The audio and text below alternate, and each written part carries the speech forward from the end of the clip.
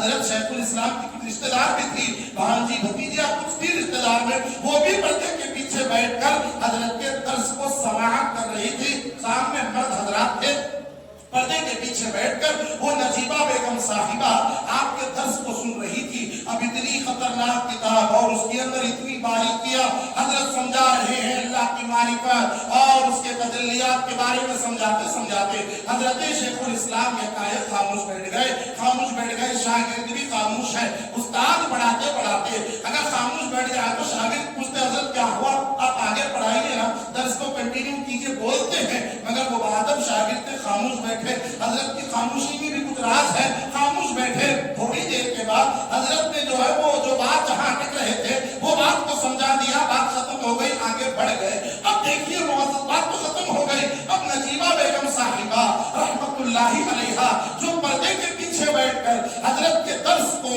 اور آپ کے سبق کو سن رہی تھی، آپ ارشاد فرماتی ہیں سنو، جو حضرت نے جو مضمون کا حل فرمایا، جہاں پر حضرت اٹک رہے تھے اور حضرت نے جو جواب دیا، یہ حضرت نے جواب نہیں دیا، اصل بات کیا ہے میں بتلاتی ہوں۔ جیسے ہی حضرت شیخ الاسلام پڑھاتے پڑھاتے رک گئے، میں نے اپنی آنکھوں کو بند کیا اور میں مراقبے میں چلی گئی۔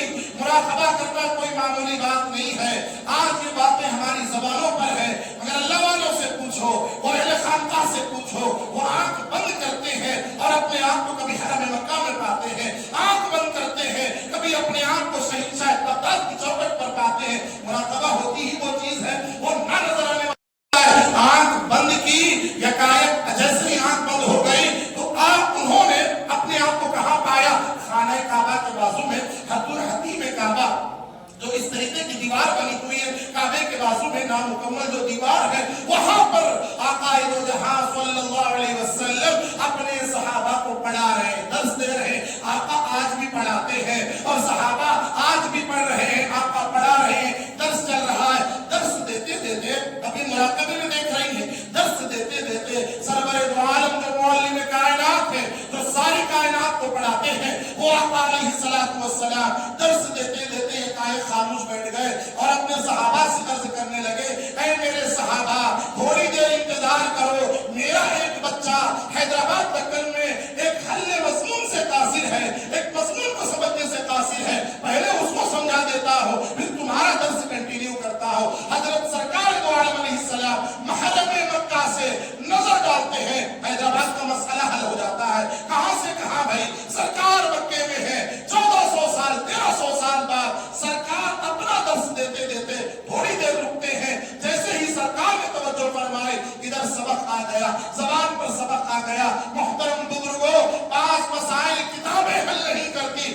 خود ڈائریکٹ سرکار دو عالم حل فرماتے ہیں۔ یہ وہ شخصیت کا نام ہے حضرت شیخ الاسلام علیہ رحمت و رضوان۔ آدمی حدیث میں مہارت حاصل کرے، شیخ الحدیث کہتے ہیں، جو آدمی تفسیر میں مہارت حاصل کرے شیخ التفسیر کہتے ہیں، مگر جو اسلام کے ہر گوشے کو پڑھ لے اسی کو شیخ الاسلام کہتے ہیں۔ یہ وہ شخصیت ہے۔ اب یہ تو سرکار دو عالم علیہ السلام کا فیض ہوا جو آپ نے حل فرما دیا۔ اب آپ دیکھیے، حل فرما رہے ہیں آقا اور آپ اس کا جواب فرما رہے ہیں۔ معلوم یہ ہوا اب یہ جواب شیخ الاسلام کا نہیں ہوا، یہ ڈائریکٹ جواب سرکار کا بواسطہ شیخ الاسلام شاگردوں کو ہوا۔ معلوم یہ ہوا ان کے جو شاگرد ہوتے ہیں وہ واسطہ شیخ الاسلام سے رسول اللہ سے پڑھتے ہیں، رسول اللہ ان کو پڑھاتے ہیں۔ کیوں نہ پڑھائیں؟ کیونکہ آقا نے خود ان کو بھیجا ہے۔ پھر ایک مرتبہ وہی نجیبہ بیگم صاحبہ ارشاد فرماتی ہیں، میں نے کئی مرتبہ مراقبے میں دیکھا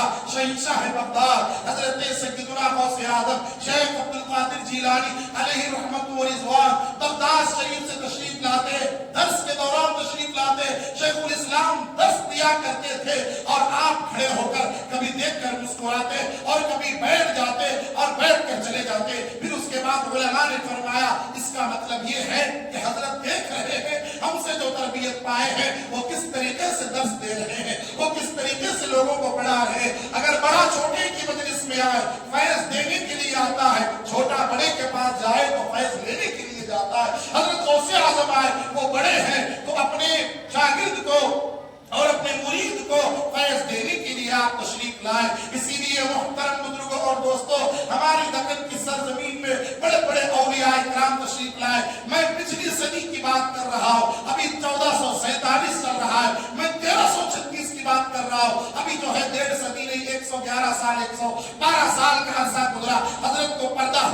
آج بھی مدرسہ نظامیہ قائم ہے، اس کے سامنے کئی یونیورسٹیاں بند ہو گئی، کئی مدارس بند ہو گئے، ارے حکومتیں بدل گئی، میر عثمان علی پاشا چلے گئے، یہ سقوط دکن ہوا، آندھرا پردیش بن گیا، تلنگانہ بن گیا، مگر آج بھی وہ اسلام کا قلعہ محفوظ ہے، کیونکہ اس کے اوپر عنایت ہے رسول اللہ کی، اس کے اوپر عنایت ہے حضرت غوث اعظم دستگیر علیہ الرحمۃ